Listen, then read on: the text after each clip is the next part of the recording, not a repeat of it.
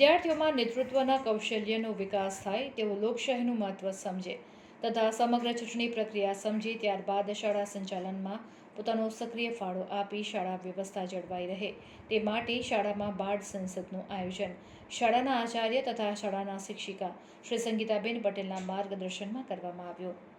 Manisha madam તથા નીલમ madam દ્વારા ઈવીએમથી કઈ રીતે મત આપી શકાય તે સમજાવવામાં આવ્યું.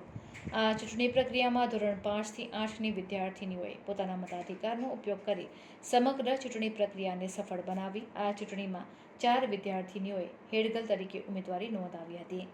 આમ ડૉક્ટર શ્યામાપ્રસાદ મુખર્જી કન્યા શાળા નંબર 26માં બાળ સંસદ ચૂંટણીનું આયોજન કરવામાં આવ્યું.